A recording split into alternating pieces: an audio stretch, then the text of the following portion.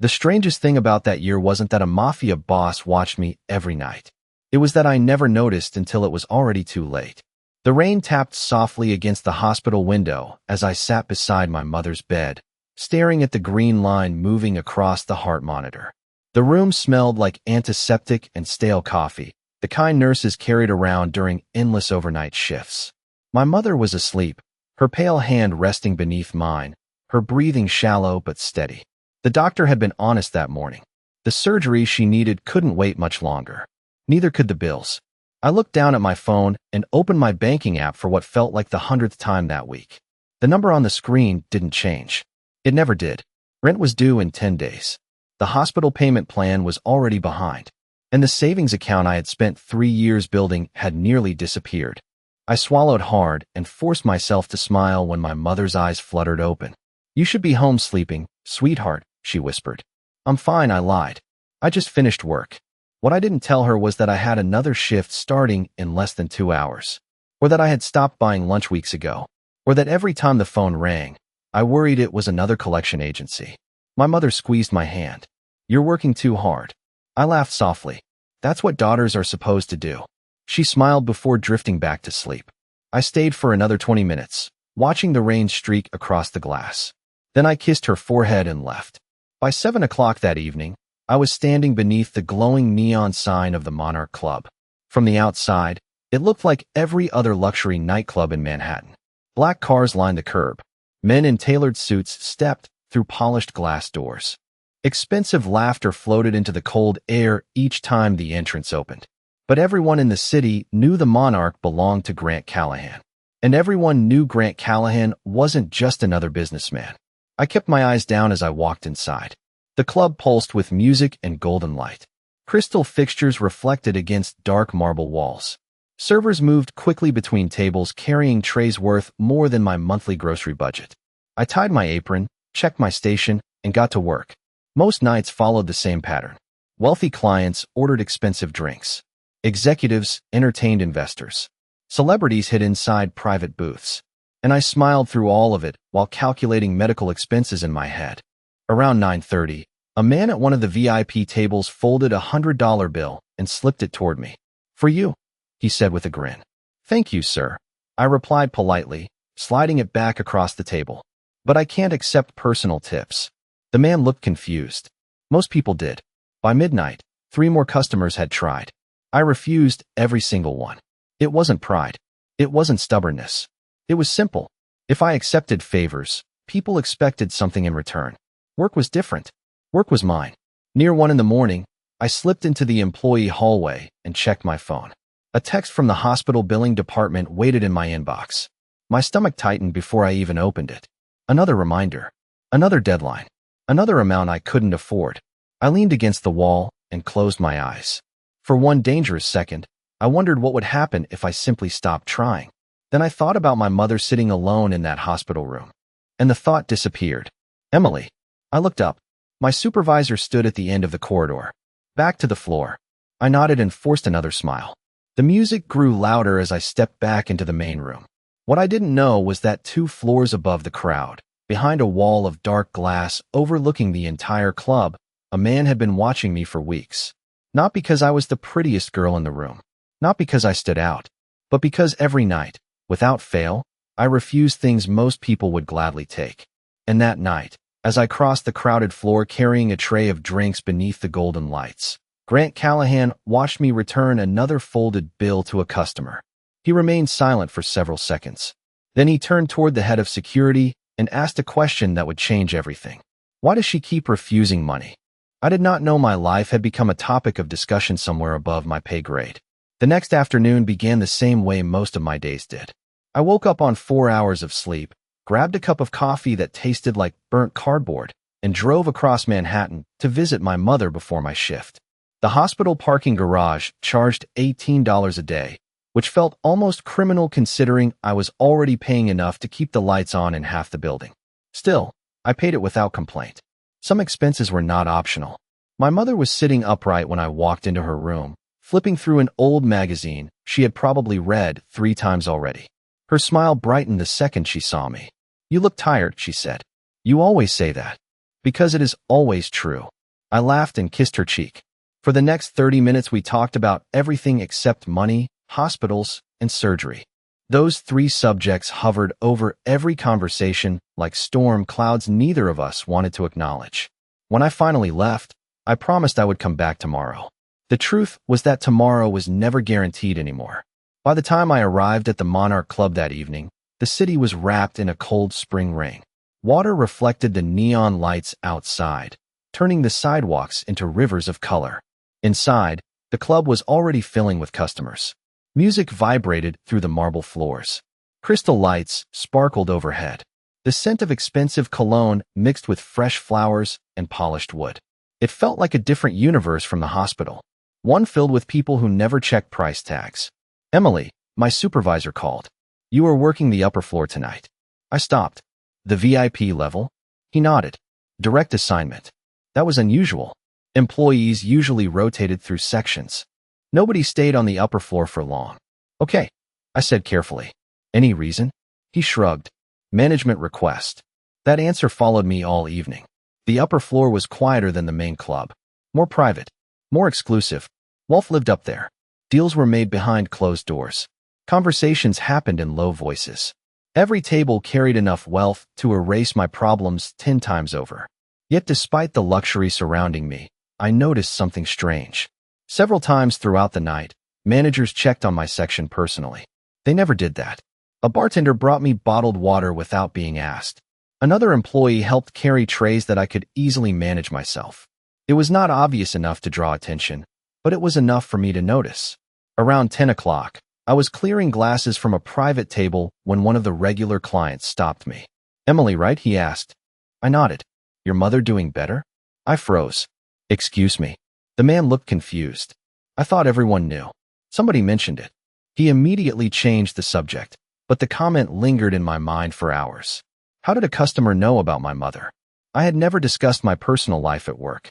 Not with clients. Not with coworkers. Not with anyone. A knot formed in my stomach. Near midnight, I stepped into the service hallway to catch my breath. My feet ached. My shoulders felt heavy. I checked my phone and saw a new message from the hospital. My heart sank before I even opened it. Updated surgical estimate. Revised payment schedule. Numbers filled the screen. Numbers I could not reach. Not even close. I leaned against the wall and closed my eyes. For a moment, the exhaustion felt overwhelming. Then I heard footsteps approaching. Everything okay? One of the managers asked gently. I immediately straightened. I am fine. He studied me for a second before nodding. Good. We need you back on the floor. As I walked away, I did not see the security camera mounted above the hallway. I did not see the monitor 2 floors above. And I definitely did not see the man standing in front of it. Grant Callahan watched the screen in silence. One of his advisors stood nearby holding a tablet filled with employee records. 3 jobs, the advisor said quietly. Hospital visits every day. Mother needs surgery. No disciplinary history. No complaints. No requests for financial assistance. Grant kept watching the image of me disappearing back onto the floor. How long has she worked here? 8 months. Several seconds passed. Then Grant asked another question. Has she ever asked anyone for help? No, the advisor hesitated. Not once. Grant's eyes remained fixed on the screen. Somewhere below, I returned to work completely unaware that the most powerful man in the building had just learned everything about me. Interesting, he said quietly. Put her on my floor every night. The envelope appeared 3 nights later. I almost missed it. The shift had been unusually busy, and by 1:30 in the morning my feet felt like concrete blocks. The club was finally beginning to thin out. Customers drifted toward the exits. Servers stacked trays. The music softened from energetic to elegant. I was cleaning one of the private booths when I noticed a plain white envelope resting beside a folded linen napkin. There was no name on the front. No logo. No explanation. At first, I assumed a customer had forgotten it. I picked it up and headed toward the service station.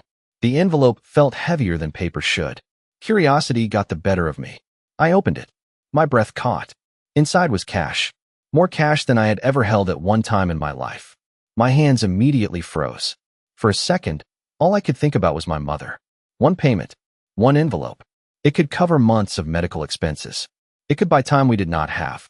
It could stop the constant fear that followed me everywhere. Then another thought arrived. Why? I looked around the empty booth. Nobody was there. No note. No instructions. No indication of who had left it behind. That bothered me more than the money itself. By the time I reached the employee office, I had already made my decision. Somebody left this, I told the night manager, placing the envelope on his desk. His eyes widened slightly when he looked inside. You are turning this in? Of course. He stared at me for a moment. You did not even count it. I do not need to. Emily. He hesitated. You could keep it. No, the answer came faster than I expected. If someone wants to help me, they can tell me who they are. The manager slowly nodded. I will look into it. The next afternoon, I received a phone call asking me to come in 30 minutes before my shift. The request immediately made me nervous. Employees usually got called into meetings for bad reasons. When I arrived, the manager handed me the same envelope. Nobody claimed it, he said. Then donate it. Emily, I am serious. He sighed. Fine. I reached into my bag and pulled out a small sheet of paper. Earlier that day, during a lunch break I could barely afford, I had written a single sentence. I folded it and slipped it into the envelope. If the owner ever comes looking for it, give them this. He glanced down at the note. His eyebrows lifted slightly. That is all you want to say? That is all. Then I walked away. Later that night, I was carrying drinks through the upper floor when I noticed something strange. Conversations seemed to stop whenever I approached. Not dramatically, just enough to make me aware of it. A few managers exchanged looks. Security guards seemed unusually attentive. The feeling followed me for hours. Above the club, behind dark glass overlooking the floor, Grant Callahan sat in silence. The white envelope rested on the desk in front of him. One of his advisors stood nearby. She returned all of it, the advisor said. Grant opened the envelope and removed the folded note. He had already read it twice. He read it again. For simple words written in neat handwriting. I need work, not charity. The advisor shook his head. Most people would have taken it. Grant remained silent. Should we try again? The advisor finally asked. A faint smile touched the corner of Grant's mouth. It was the first time anyone in the room had seen one all evening. No, he said quietly. His eyes drifted toward the security monitors showing the club floor below. I moved through the crowd completely unaware of the conversation happening above me. Why not? The advisor asked. Grant watched me for several seconds before answering. Because now I want to know why she would rather struggle than owe someone she has never met. The first time I noticed him, it was because everyone else seemed to notice him first. I had just finished delivering a tray of sparkling water to a private table on the upper floor when the atmosphere around me shifted. Conversations softened. Staff members straightened their posture. Even some of the regular customers seemed suddenly aware of their surroundings. I followed a few curious glances across the room and saw a man standing near the far end of the balcony overlooking the club. He was tall, dressed in a dark suit that fit perfectly, with calm eyes that moved across the room like he was cataloging every detail without appearing to look at anything directly. I did not know it then, but I was looking at Grant Callahan for the first time. He did not look like someone trying to attract attention. If anything, he looked like someone accustomed to it. I quickly returned to work. Wealthy owners occasionally visited their businesses. There was nothing unusual about that. At least that was what I told myself. Over the next week, however, strange things began happening. Small things. Easy things to dismiss. One evening, I arrived after spending 6 hours at the hospital helping my mother complete paperwork. I had skipped dinner because every dollar mattered. Halfway through my shift, one of the kitchen staff handed me a container. Chef made extra, he said casually. Inside was a fresh meal that looked far more expensive than anything employees usually ate. The next night, a maintenance worker fixed the heater in my aging apartment building less than 24 hours after I submitted a request. Normally those repairs took weeks. 2 days later, the pharmacy unexpectedly informed me that a medication my mother needed had qualified for a special assistance discount. None of these things were connected, at least not in any way I could prove. But together they created an uncomfortable feeling that followed me everywhere. It felt like invisible hands were quietly removing obstacles from my path. One rainy Thursday night, I was carrying drinks toward one of the private rooms when a customer stopped me.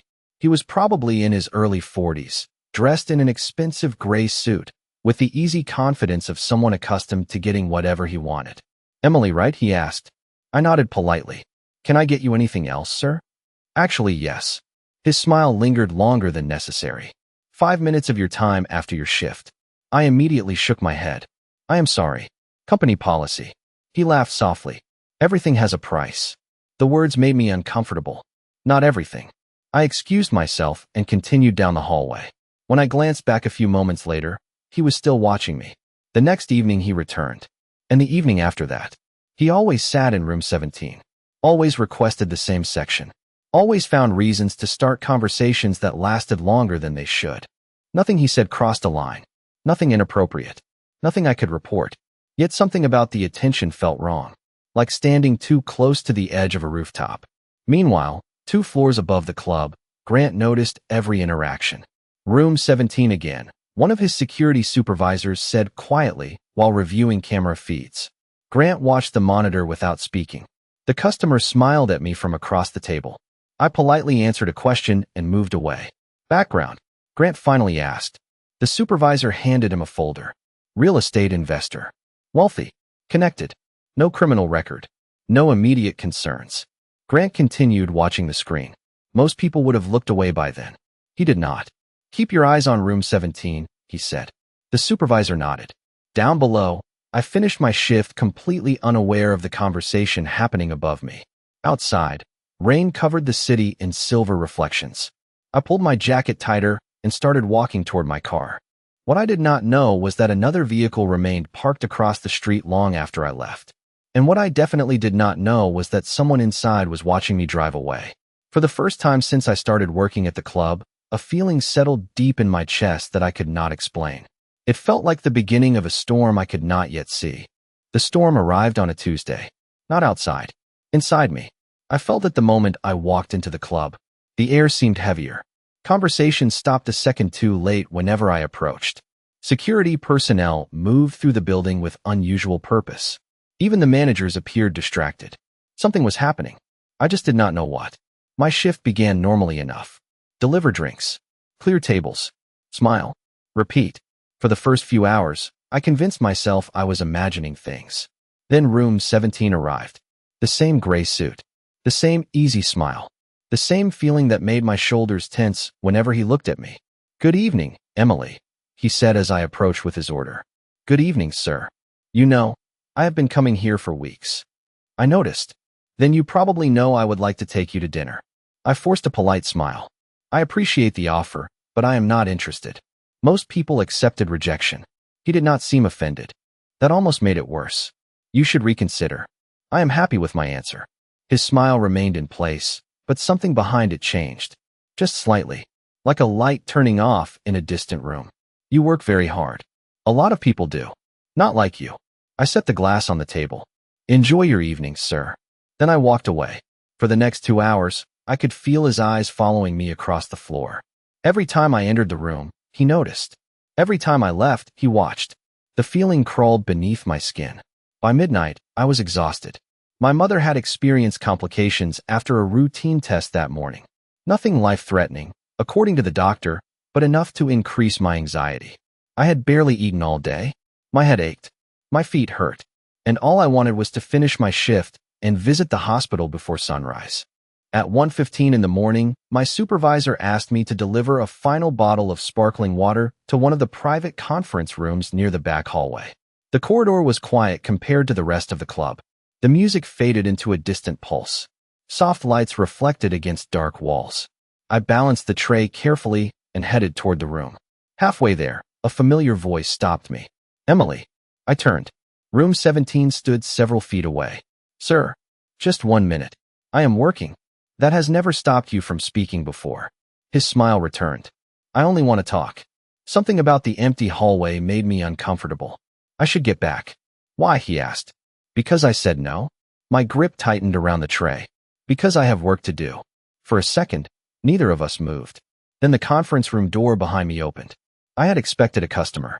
Instead, I saw Grant Callahan. The hallway seemed to change the moment he appeared. Not dramatically, quietly. The way the atmosphere changes before rain. Grant stepped into the corridor wearing a dark suit, his expression calm and unreadable. He looked first at me, then at the man standing across from me. Nobody spoke. The silence stretched long enough to become uncomfortable. Finally, Grant's eyes settled on room 17.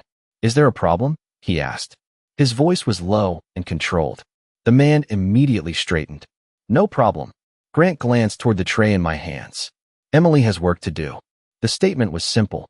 Nothing more. Yet somehow it sounded final. The other man forced a laugh. Of course. He adjusted his jacket and stepped aside. I did not mean to delay her. Grant gave a small nod. Good. I do not know why my pulse was racing. Nothing dramatic had happened. No argument.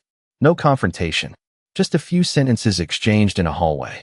Yet every instinct inside me suddenly relaxed. The pressure I had been carrying for weeks seemed lighter. Room 17 offered one final smile before disappearing down the corridor. When he was gone, I finally looked at Grant. Up close, he seemed even more intimidating than he had from a distance. Not because he appeared angry. Quite the opposite. He looked completely calm. Thank you, I said quietly. For what? I do not know. A faint shadow of amusement crossed his face. Then you are welcome. Before I could respond, he stepped back toward the conference room. His hand paused on the door handle. You should go home when your shift ends, Emily. I blinked. I always do. His eyes held mine for a second longer than necessary. Good. Then he disappeared inside. I stood alone in the hallway holding a tray of sparkling water and wondering why the most powerful man I had ever met sounded less like a boss giving instructions and more like someone making sure I would be safe. The next morning started with the sound of rain against my windshield and a voicemail from the hospital that made my stomach drop. I listened to it twice while sitting in the parking garage with the engine running. The surgeon wanted additional testing before my mother's procedure. Nothing urgent, according to the message, but the words additional testing translated into one thing in my world. More money, more waiting, more uncertainty. By the time I reached her room, I had already convinced myself to smile.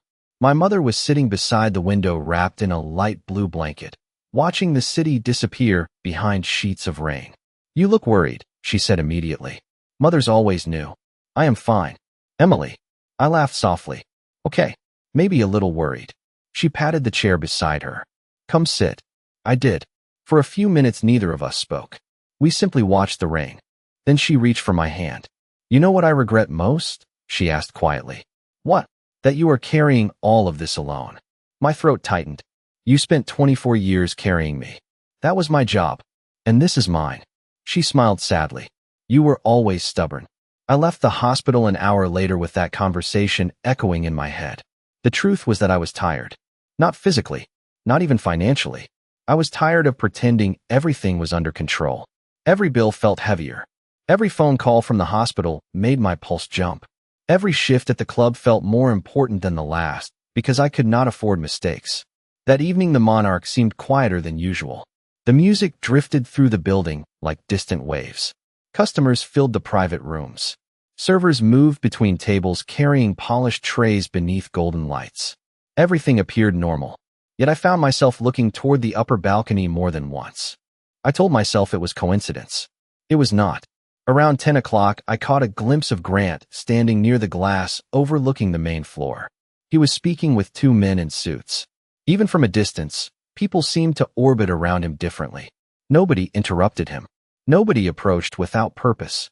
Power had a strange gravity. Before I could look away, his eyes met mine. The moment lasted less than a second. Then someone called my name, and the connection disappeared. I spent the rest of the evening convincing myself I had imagined it. Near midnight, my supervisor approached carrying a small tablet. Emily, can you help with a private request? My stomach immediately tightened. What kind of request? Nothing unusual. One of the conference rooms upstairs needs refreshments. Upstairs. The area reserved for ownership and executive meetings. I had never been invited there before. Okay, I said cautiously. A few minutes later, I stepped off the elevator carrying coffee and bottled water. The upper level was completely different from the club below. Quiet, elegant, almost peaceful. Thick carpets muted every footstep. Soft lighting reflected against dark wood walls. The city skyline stretched beyond floor-to-ceiling windows. I delivered the tray to a conference room and turned to leave. Emily. I froze. Grant stood near the far window. Alone. For a moment, I considered pretending I had not heard him. That would have been impossible. Mr. Callahan. His expression softened slightly. Grant is fine. Nobody had ever offered that before. Not someone like him. Can I help you with something? I asked. Actually, yes. My pulse quickened. What is it? He glanced toward the rain outside before looking back at me. How is your mother? The question hit me so hard I forgot how to answer. How do you know about my mother? Silence filled the room. Not uncomfortable silence. Careful silence. The kind people use when deciding how much truth to reveal. I try to know the people who work for me, he finally said. I wanted to question that explanation. I wanted to ask how much he knew.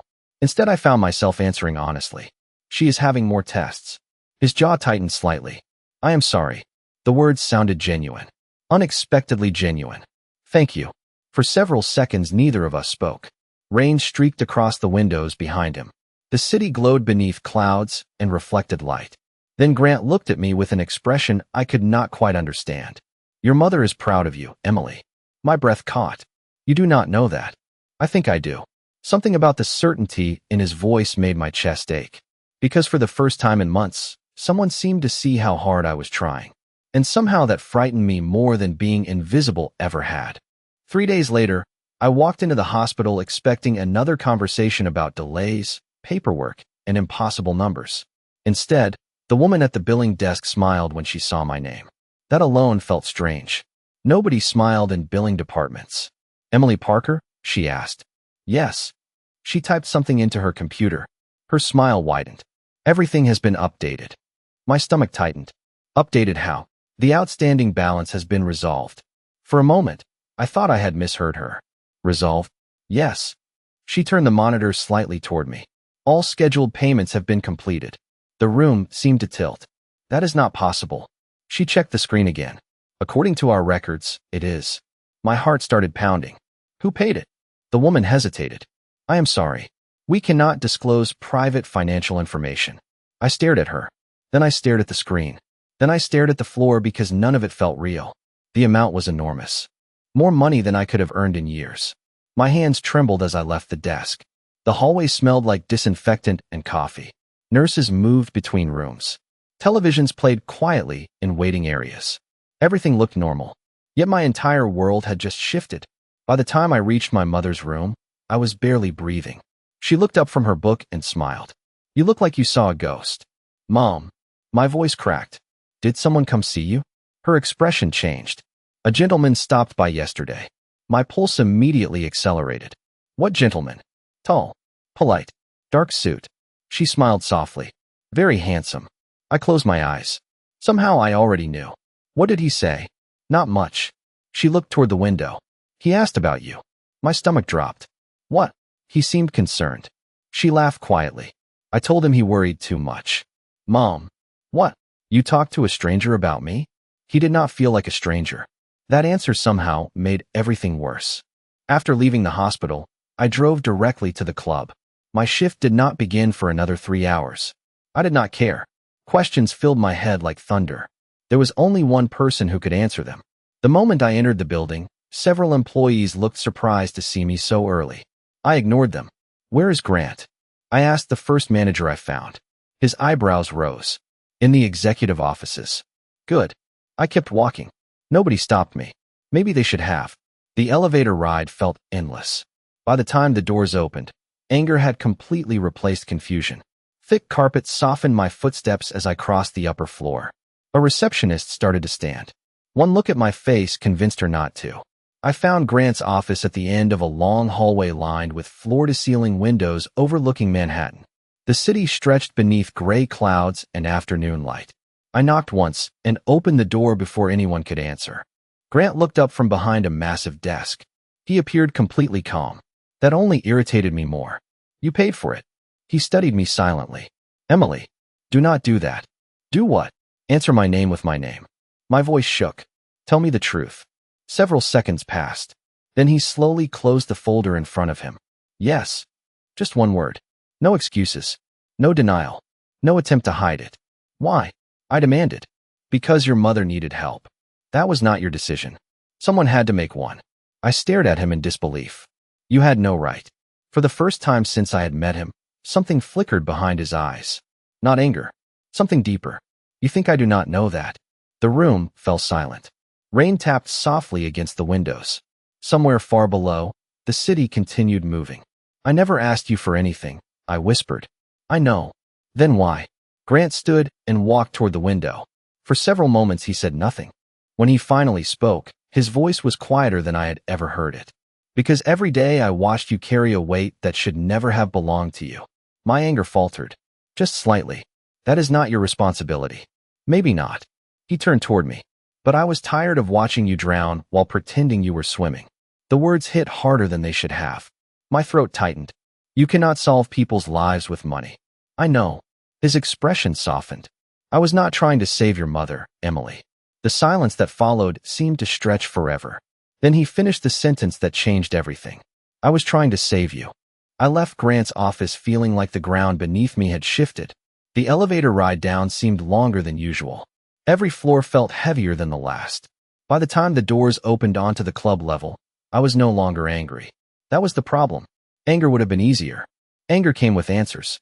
What I felt instead was confusion. Deep, exhausting confusion. For weeks I had been trying to understand why the most powerful man I had ever met kept appearing whenever my life started falling apart. Now I knew one thing for certain. None of it had been accidental. The following days passed in a blur. My mother's surgery was finally scheduled. The doctors sounded optimistic for the first time in months. Hospital staff smiled more. Nurses stopped speaking in cautious tones whenever I entered the room. For the first time in a long while, hope felt real instead of borrowed. Yet another problem quietly took its place. Room 17 returned. The gray-suited investor appeared less frequently, but when he did, something had changed. The easy smile was gone. The casual conversations disappeared.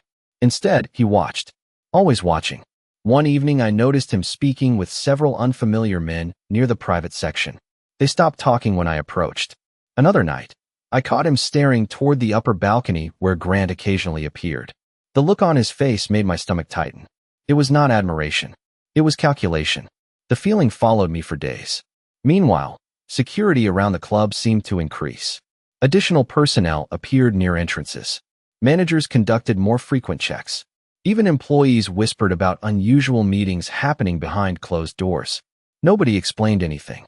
Nobody needed to. The atmosphere said enough. One rainy Friday, I finished my shift shortly after midnight and headed toward the employee exit. The city beyond the glass doors shimmered beneath streetlights and falling rain. I had just stepped outside when one of the security guards approached me. Miss Parker. I turned. Yes. Your ride is waiting. I frowned. My ride. Mr. Callahan requested transportation tonight. I immediately shook my head. I drove myself. The guard hesitated. Understood. Then he stepped aside.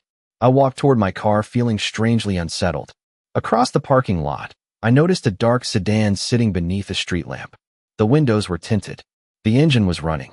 Maybe it meant nothing. Maybe it was simply another customer leaving late.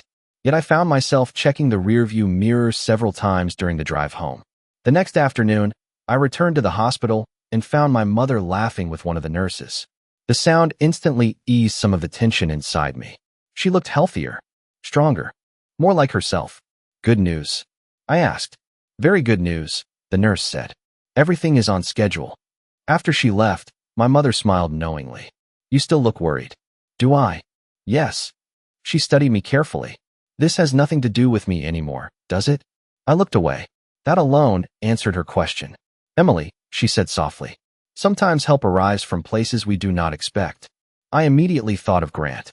Of rain against office windows. Of quiet conversations. Of a man who carried power so naturally he never needed to mention it. What if accepting help changes things? I asked. My mother smiled. It always changes things. That answer stayed with me all evening.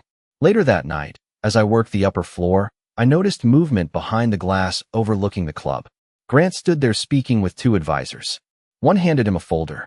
Grant opened it, glanced inside, and his expression immediately hardened. Not dramatically, just enough for me to notice. One of the advisors said something. Grant looked toward the main floor, toward me. Then he closed the folder and spoke for words that I could not hear. Both advisors immediately left the room. A strange chill moved through me. I did not know what was inside that folder. I did not know why Grant suddenly looked so concerned. What I did know was this. Somewhere beyond the music, beyond the lights, beyond the illusion of safety I had built around my life, a problem was coming. And for the first time since all of this began, Grant Callahan looked genuinely worried. The surgery happened on a bright Monday morning. After weeks of rain, the sky above Manhattan looked impossibly blue, as if the city itself had decided to breathe again. I sat beside my mother's hospital bed before sunrise, holding a paper cup of coffee that had long since gone cold. Nurses moved quietly through the hallways. Monitors beeped softly. Everything felt suspended between fear and hope. When they finally wheeled her toward the operating room, she squeezed my hand and smiled. "Go live your life, sweetheart," she whispered. "That is all I ever wanted." Then she disappeared through the doors. The next 4 hours felt longer than the previous 4 months combined. I walked the corridors. I stared out windows. I checked my phone 100 times. Around noon, the surgeon finally appeared. One look at his face told me everything. The procedure had gone well. Relief hit so hard my knees nearly gave out. For the first time in a very long time, I cried. Not because I was afraid. Because I was not. The following weeks passed quietly. My mother recovered faster than expected. Physical therapy sessions replaced medical emergencies. Laughter returned to her room. The constant weight that had lived on my shoulders slowly began to lift. At the club, life settled into a rhythm I had almost forgotten was possible. The strange tension that had filled the building seemed to disappear. Room 17 stopped coming entirely. Nobody mentioned him again. Security relaxed. Managers stopped whispering. Whatever storm had been approaching never arrived. Sometimes I wondered if Grant had something to do with that. Deep down, I already knew the answer. One evening, nearly 6 weeks after the surgery, I finished my shift and stepped onto the rooftop terrace above the club. The city stretched endlessly beneath the night sky. Thousands of lights shimmered like distant stars. The air carried the scent of rain, even though no storm had come. I leaned against the railing and allowed myself a rare moment of peace. "I thought I might find you here." I turned. Grant stood a few feet away, hands in his pockets, his dark suit moving gently in the evening breeze. For a moment, neither of us spoke. The silence felt comfortable now. Familiar. "Mom came home today," I finally said. A genuine smile appeared on his face. "I am glad. The doctors think she will make a full recovery." "I know." I laughed softly. "Of course you do." His expression turned thoughtful. "How is she feeling?" "Happy." I looked out over the city. For the first time in a long time, so am I. Grant stepped beside me at the railing. The lights of Manhattan reflected in his eyes. We stood there quietly watching the city below. No business meetings. No emergencies. No impossible decisions. Just two people sharing a peaceful night. After several minutes, he spoke. "You know, Emily, there is something I have never understood." "What is that?" "Why you stayed." I looked at him. "Stayed where?" "Through all of it." His voice remained calm. "The pressure, the fear, the uncertainty. Most people would have walked away." I smiled. "Most people did not have my mother." He nodded slowly, as if that answer somehow confirmed everything he already believed. Then the silence returned. A comfortable silence. The kind that only exists between people who no longer need to impress each other. Finally, Grant looked at me. Not as a boss. Not as a man accustomed to control. Just as himself. "Emily." "Yes." For the first time since I had met him, he seemed uncertain. It lasted only a second, but it was there. "If you had a choice," he said quietly, "would you stay?" The question hung between us beneath the lights of Manhattan. Not an order. Not a request. Just a question. A real one. I smiled before answering. Because after everything that had happened, I finally understood something important. He could own buildings, businesses, influence, entire worlds I would never fully see. But the one thing he never tried to own was my choice. And maybe that was why I trusted him. "Yes," I said softly. "I think I would."